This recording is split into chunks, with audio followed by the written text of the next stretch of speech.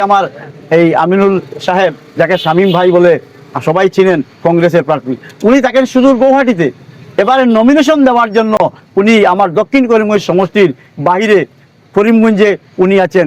উনাকে একজন বহিরাগত প্রার্থী হিসেবে দক্ষিণ করিমগঞ্জের মানুষ উনাকে জানে এবং দক্ষিণ করিমগঞ্জের মানুষ বহিরাগত প্রার্থী হিসাবে ওনাকে রিজেক্ট করেছে। আজকে আজিজ আহমেদ খান সাহেবের কথা বলুন, উনি নির্বাচনে প্রতিদ্বন্দ্বিতা করে হারার পর উনি বিগত 5 বছর মিজোরামে ছিলেন। এখন নির্বাচন এসেছে বলে এখানে এসে একটা টিকিট পাওয়ার ঠিক প্রাক মুহূর্তে আপনি খুব হাউ হাউ করে কেঁদেছিলেন। তো সেই কাদায় কি আপনাকে টিকিট এনে দিয়েছে? দেখেন, সেই মুহূর্তটা আপনারা দেখবেন। সেই মুহূর্ত যখন দেখবেন, সেই দিন সকালবেলা 10টা 20 মিনিটে আমার টিকিট ফাইনাল হয়েছিল এবং একটা চক্র সোশ্যাল মিডিয়ায় একটা আপডেট দিয়েছিল যে মাননীয় মুখ্যমন্ত্রী জনৈক বিধায়ককে ফোন করে বলেছেন যে আব্দুল কুদ্দুস নামের জনৈক একজন প্রত্যাশী টিকিট কনফার্ম। এই কথাটা যখন আমি শুনতে পেলাম, সময়টা যেটা ছিল সেই সময় টিকিট কনফার্ম ছিল, সেই সময় আমার নামে টিকিটের সিলসুই হয়ে গিয়েছিল। তো সেই জন্য অনেক সময় মানুষের খুশিতে কাঁদে, অনেক সময় মানুষে কি কাঁদে, দুঃখে কাঁদে, কিন্তু আমার সেই দিন এটা প্রাপ্তি ছিল, সেই সম্মানের জন্য খুশিতে কাঁদে এসেছিল। সত্যকে কেউ অস্বীকার করতে পারে না। মাইনরিটি অধ্যুষিত এলাকায় কংগ্রেসের অবস্থানটা একটু ভালো। বরাক উপত্যকা তথা শ্রীভূমিতে বিশেষ করে একটি সমষ্টি আছে যেখানে অনেক বেশি ভোটার, প্রায় 3 লাখের কাছাকাছি, 2,88,000 ভোটার। আর এই সমষ্টির কিন্তু আরও একটা বিশেষত্ব আছে, এই সমষ্টিতে প্রায় 80% সংখ্যালঘু ভোটার, যার জন্য এইখানে যে আসল চোখ ছিল কিন্তু কংগ্রেস এখানে অনেকজন, প্রায় 11-12 জন মনোনয়ন দাখিল করেছিলেন তাদের দলীয়ভাবে টিকিট পাওয়ার জন্য। যার জন্য সেখানে কিন্তু যে কংগ্রেস কিন্তু একটা প্রথম থেকেই একটা আধিপত্য বিস্তার করার চেষ্টা করছে। কিন্তু এই মুহূর্তে কিন্তু যে মনোনয়ন যখন দাখিল হয়ে গেছে, তখন কিন্তু একটা আমরা দেখছি ত্রিকোণীয় লড়াইয়ের একটা সম্ভাবনা হয়ে উঠেছে। কেননা কংগ্রেসের যে প্রার্থী আমিনুর রশিদ চৌধুরী, উনি টিকিট পেয়েছেন, শক্তিশালী প্রার্থী মানতে হবে। তার বিপরীতে যদি দেখা যায় যে অগপ প্রার্থী ইকবাল হোসেন, আর অন্যদিকে আগের যে বিধায়ক, উনিও শক্তিশালী প্রার্থী, যে রানু খান বলে পরিচিত, উনি কিন্তু তৃণমূল থেকে দাঁড়িয়েছেন। তো এইখানে আমাদের সাথে কিন্তু এখানে আছেন ইকবাল হোসেন মহাশয়, যিনি অগপর প্রার্থী। প্রথমে আপনাকে আমাদের অনুষ্ঠানে স্বাগতম। আর আপনার কাছ থেকে জানতে চাই, এই জায়গাটায় কিন্তু আপনি যেহেতু শেষ পর্যন্ত, যদিও আপনি অনেক পুরনো বিজেপি কর্মী, কিন্তু আপনি হঠাৎ করে অগপ থেকে দাঁড়িয়েছেন। আর অগপর যে ক্ষেত্র, এইখানে কিন্তু যদি দেখা যায় বিধায়ক সিদ্দিক আহমেদ বা যে আজিজ আহমেদ খান অর্থাৎ রানু খান, সবাই কিন্তু একটা সময় কাজ করেছেন। হয়তো কে নেতৃত্ব নেবেন সেটা স্পষ্ট হয়নি। আপনিও ছিলেন ময়দানে, আপনি বিজেপির হলেও মিত্রজোট হয়েও আপনিও ছিলেন, বা বিধায়ক সিদ্দিক আহমেদ একটা সময় অনেকটা এগিয়ে গেছিলেন। আবার দেখা যায় যে রানু খান, উনিও বেশ এগিয়ে গেছেন। শেষ পর্যন্ত আপনি অগপর থেকে দাঁড়িয়েছেন। জয়ের আশা কেমন, প্রথমে সেটা বলে? প্রথম কথাটা হলো যে সত্যকে কেউ অস্বীকার করতে পারে না। মাইনরিটি অধ্যুষিত এলাকায় কংগ্রেসের অবস্থানটা একটু ভালো, কিন্তু সমস্ত আসামের মধ্যে দক্ষিণ করিমগঞ্জ সমষ্টির কংগ্রেসের অবস্থান অত্যন্ত শোচনীয়। কারণ এখানে যাকে প্রার্থী করা হয়েছে, সেই প্রার্থীর বিরুদ্ধে জনগণের যথেষ্ট অভিযোগ আছে, এবং সেই অভিযোগগুলো আমার নয়। বিগত পঞ্চায়েত ইলেকশন থেকে আপনারা শুনতে পাচ্ছেন, ওনাকে দক্ষিণ করিমগঞ্জের সর্বস্তরের জনগণ ওনাকে কালাডুঙ্গা হিসাবে আখ্যায়িত করেছে। উনি যেখানে ক্যাম্পেইনে যাচ্ছেন না কেন, মানুষ ওনাকে কখনো কংগ্রেসের একজন দুর্বল প্রার্থী হিসাবে কংগ্রেসকে বিভিন্ন জায়গায় বিভিন্ন সমস্যার সম্মুখীন হতে হয়েছে। দ্বিতীয় কথাটা হলো যে একটি কথা স্পষ্টত, আজকে যিনি কংগ্রেসের প্রার্থী, উনি যখন কংগ্রেসের টিকিটের দাবিদার হয়েছিলেন, উনি যখন ওনার বায়োডাটা সাবমিট করেছেন, তো সেখানে ওনার যে কোয়ালিফিকেশন দেওয়া হয়েছে এবং আজকে যেটা অ্যাফিডেভিট উনি সাবমিট করে এখানে নির্বাচন খেলছেন, সেই কোয়ালিফিকেশনের মধ্যে একটা বিরাট তফাৎ আছে। তাছাড়া এখানে যিনি দীর্ঘদিন থেকে, এক সময় বিগত দিনে অগপর প্রার্থী ছিলেন, ওনাকে 60,000-এর মতো মানুষ ভোট দিয়েছিল, কিন্তু বিগত 5 বছরেও জনগণ একদিনও পাশে পায়নি। মাননীয় প্রাক্তন বিধায়ক আজিজ আহমেদ খান সাহেবকে। পরবর্তী সময়ে উনি কংগ্রেসে যোগদান করেছেন। কংগ্রেসে যোগদান করার পর যখন কংগ্রেস ওনাকে টিকিট দেয়নি, উনি, আমি জানতে পেরেছি যে তৃণমূল কংগ্রেসে প্রার্থী হয়ে এখানে নির্বাচন খেলছেন। আপনারা জানেন আমি 2011 সালে নির্বাচনে প্রতিদ্বন্দ্বিতা করেছিলাম। আমি দক্ষিণ করিমগঞ্জের মানুষকে কথা দিয়েছিলাম নির্বাচনে হার জিতেছে আমি আপনাদের পাশে থাকবো, এবং 2011 সাল থেকে 2026 সাল সেই জনগণের আশা, সেই জনগণের পাশে থাকার যে একটা প্রতিফলন, সেটা আপনারা নিশ্চয়ই দেখেছেন। আমি গত পরশুদিন যখন গুয়াহাটি থেকে আমার নিজ সমষ্টি দক্ষিণ করিমগঞ্জে আসলাম, হাজার হাজার জনতা এখানে বেরিয়েছে আমাকে রিসিপশন করার জন্য। এখান থেকেই নিশ্চয়ই আপনারা বা দক্ষিণ করিমগঞ্জের মানুষ, সমস্ত রাজ্যের মানুষ বুঝে নিয়েছে যে আগামী দিনে দক্ষিণ করিমগঞ্জের আসনের ফলাফল কি হবে। আমি একটা কথা বলবো, আমার সাংবাদিক ভাইরা অনেক সময় সত্যকে গোপন রাখেন। আজকে আমি ইকবাল হোসেন, 2010 সালে আমি সরকারি চাকরি ছেড়ে আমি রাজনীতি এসেছি। 2011 সাল থেকে আজকের দিনে 2024-এর আপনারা সোশ্যাল মিডিয়া আমার ফেসবুক আইডিতে যান, আপনারা দেখবেন যে সমাজে আমার কি কন্ট্রিবিউশন আছে। আজকে দীর্ঘ 2011-26 সাল পর্যন্ত দক্ষিণ করিমগঞ্জের এমন কোনো গ্রাম নেই, এমন কোনো ওয়ার্ড নেই, এমন কোনো পরিবার নেই যে পরিবারের সঙ্গে আমার ব্যক্তিগত সম্পর্ক নেই।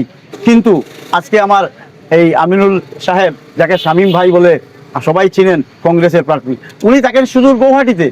এবারে নমিনেশন দেওয়ার জন্য উনি আমার দক্ষিণ করিমগঞ্জ সমষ্টির বাইরে করিমগঞ্জে উনি আছেন। উনাকে একজন বহিরাগত প্রার্থী হিসেবে দক্ষিণ করিমগঞ্জের মানুষ উনাকে জানে, এবং দক্ষিণ করিমগঞ্জের মানুষ বহিরাগত প্রার্থী হিসাবে ওনাকে রিজেক্ট করেছে। আজকে আজিজ আহমেদ খান সাহেবের কথা বলুন, উনি নির্বাচনে প্রতিদ্বন্দ্বিতা করে হারার পর উনি বিগত 5 বছর মিজোরামে ছিলেন। এখন নির্বাচন এসেছে বলে এখানে এসে একটা নমিনেশন সাবমিট করেছেন। তো সেখান থেকে স্পষ্টত যে দক্ষিণ করিমগঞ্জের মানুষের সুখ দুঃখের অংশীদার হয়ে দক্ষিণ করিমগঞ্জের মানুষের বিপদাবাদে মানুষ কাছে কাকে পেয়েছে, সেই কথাগুলো আপনারা অন্তত পক্ষে আপনাদের মাধ্যমে যে জনগণের কাছে পৌঁছে দেবেন, কারণ সত্য কখনো গোপন থাকে না। হ্যাঁ, এটা সত্য, ঠিক আছে, আপনাকে সোশ্যাল মিডিয়া দেখা গেছে আপনি কিছু অ্যাক্টিভ ছিলেন, কিন্তু একটা কথা বুঝতে পারছি না আমরা, যে আপনি যে দলটিকে টিকিট পেয়েছেন শুধুমাত্র আগের দিন জয়েন করেছেন আর পরের দিনই টিকিট, সেটা একটা মানে আগে থেকে ফিক্সিং ছিল, বা এখন একটা সাধারণ একটা অভিযোগ উঠেছেন টাকার বিনিময়ে, সেটা কিন্তু লোক কিন্তু একটু সন্দেহ করছে। দেখেন, আপনারা নিশ্চয়ই অবগত আছেন সেই কথাটা সত্যি, কারণ জনগণ চাই উন্নয়ন। আজকের দিনে আপনারা দেখেছেন যে কংগ্রেসের যিনি রাজ্যিক সভাপতি ভূপেন বরা মহাশয়, উনি কেন বিজেপিতে এসেছেন?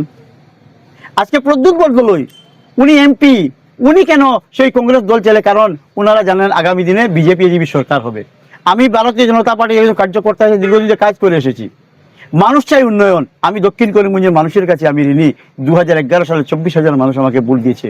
আমি মানুষের সেই উন্নয়নের স্বার্থে আজকে ভারতীয় জনতা পার্টির কার্যকর্তা হিসাবে আমি আজকে অগপ মিত্রজোট, সেখানে টাকা পয়সার তো কোনো প্রশ্নই উঠে না।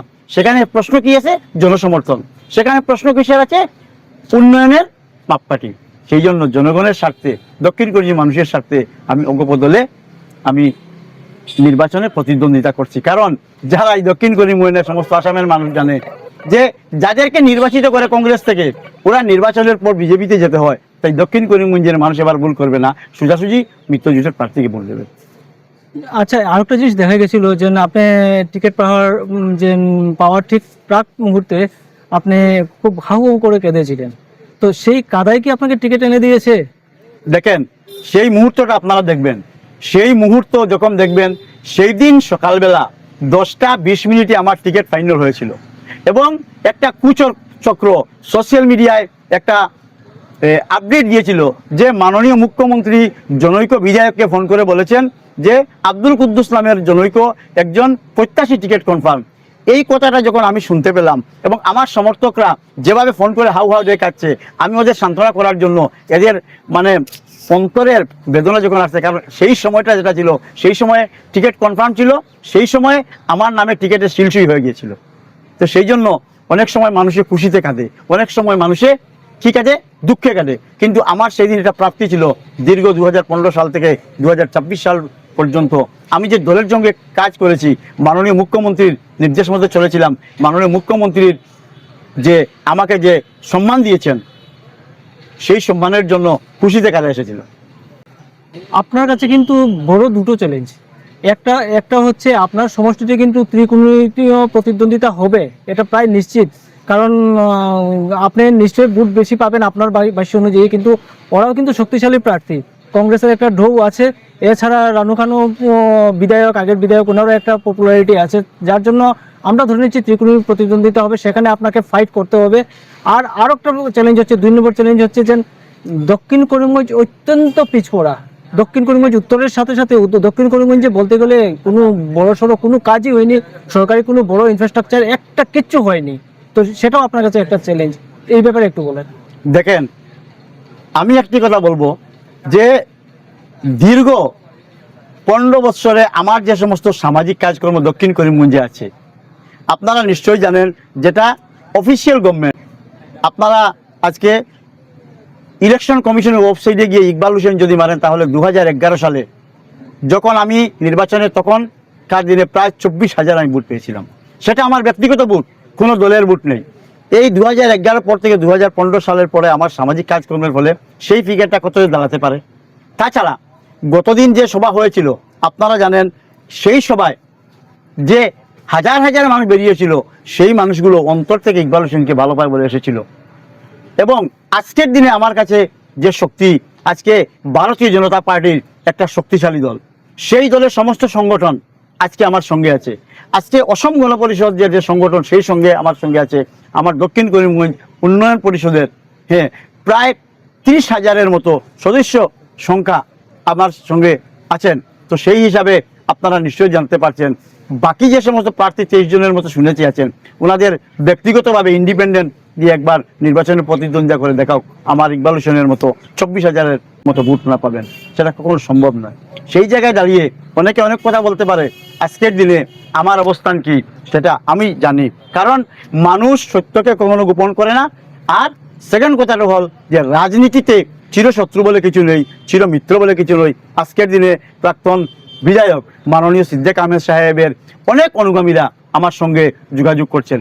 আপনারা, আমার সেটেলমেন্টের ঘর আছে, এখানে গেলে দেখবেন, কালকে রাত্রে 4টা অবধি আমি ছিলাম, শত শত মানুষ আসছে আমার কাছে, বলছে দাদা, অনেক মানুষ অনেক কিছু কথা বলে থাকে, কিন্তু আপনি সামাজিকভাবে দক্ষিণ করিমগঞ্জের মানুষের কাছে আমরা আপনার কাছে ঋণী। এবার সুযোগ পেয়েছি অন্ততপক্ষে আপনার ঋণ শোধ করার জন্য, এবার আপনাকে ভোট দেবো, তো সন্দেহ নেই। সেটা গেল 1 নম্বর কথা। 2 নম্বর কথা যেটা বলেছিলাম, উন্নয়ন একেবারে নেই। উন্নয়নের কথা, উন্নয়ন নেই, কারণ হলো উন্নয়ন নেই কারণ উপযুক্ত নেতৃত্বের অভাবে দক্ষিণ করিমগঞ্জ আজ অনেক পিছিয়ে আছে। আপনারা জানেন, আমি 18 বছর সরকারি চাকরি করে এসেছি। আমি জানি যে অন্তত উন্নয়ন কিভাবে করতে হয়, সেটা আমার জানা আছে। আজকে বিগত দিনে যারা বিধায়ক হয়েছিলেন, আমার রানু খান সাহেব, উনি একবার ইউডিএফে এই সুরসুরি দিয়ে বিধায়ক হয়েছিলেন, পরবর্তী সময়ে অসম গণপরিষদ দল থেকে হয়েছেন। আর সিদ্দিক আহমদ সাহেব অসুস্থ মানুষ, উনি কিভাবে বিধায়ক হয়েছেন 4-4 বার, এই সমস্ত কথা আমি বলবো না। আমি দক্ষিণ করিমগঞ্জের যদি বিধায়ক হই, আমি দক্ষিণ করিমগঞ্জবাসীকে বুঝিয়ে দেব বিধায়কের মূল্যায়ন কি, একজন মানুষকে বিধায়ক বানালে তার মূল্যায়ন কি হতে পারে। এখন এই প্রসঙ্গে আবার বলছি, দক্ষিণ করিমগঞ্জের যে জনতা, ওদের কিন্তু চাহিদা অনেক বড়। কারণ যেদিকে গেলে রাস্তাঘাট নেই, অমুকটা নেই, তমুকটা নেই, ব্লক অফিস নেই, নানান কিছু আছে সমস্যা। তো একটা পাহাড় সম সমস্যা।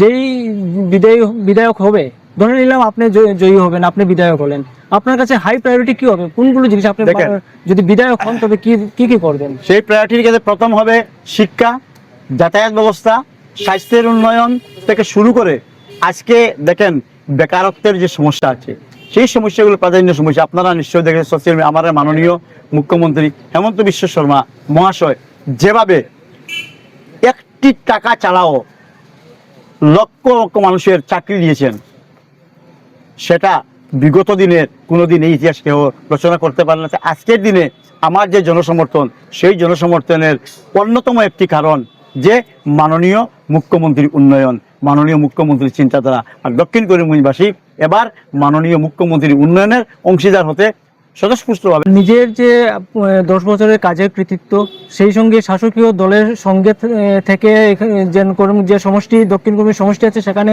উন্নতি করার চেষ্টা, এগুলোই হয়তো ইকবাল হোসেনের যে আগামী দিনে নির্বাচনী প্রচারে ফুটে উঠবে। আর তিনি কিভাবে এই সমষ্টিতে যেই বিধায়ক হোক, এখানে কিন্তু যে ত্রিকোণীয় লড়াই হবে সেটা কিন্তু একেবারে নিশ্চিত। আর যেই বিধায়ক হোক, তার কাছে শুধু একটাই ইয়ে থাকবে যে এই দক্ষিণ করিমগঞ্জে কিভাবে উন্নতি করা যায়, আর সেটা হয়তো ইকবাল হোসেন উনি আশা করছেন, যেহেতু তিনি শাসক দলের পক্ষে আছেন তাই হয়তো তিনি করতে পারবেন। এছাড়া উনি ভোট পাওয়ার ক্ষেত্রে যেটা জানিয়েছেন আমাদেরকে, উনি 10 বছর থেকে প্রায় একই দলে, বিজেপি আর অগপ মিত্রজোট অনেক দিন থেকেই চলছে, সেই হিসাবে যে উনি কিন্তু 10 বছর থেকেই কাজ করে যাচ্ছেন একই দলেই থেকে, অন্যদের মতো দল পাল্টাননি, সেটা তিনি উল্লেখ করেছেন। তো কে নমস্কার। জয়ী হবে দক্ষিণ করিমগঞ্জে আর ঠিক আছে, ঠিক কে আছে, ঠিক আছে। বিধায়ক হবে ওই সময়টা ঠিক সময় পরিলক্ষিত হবে। একদম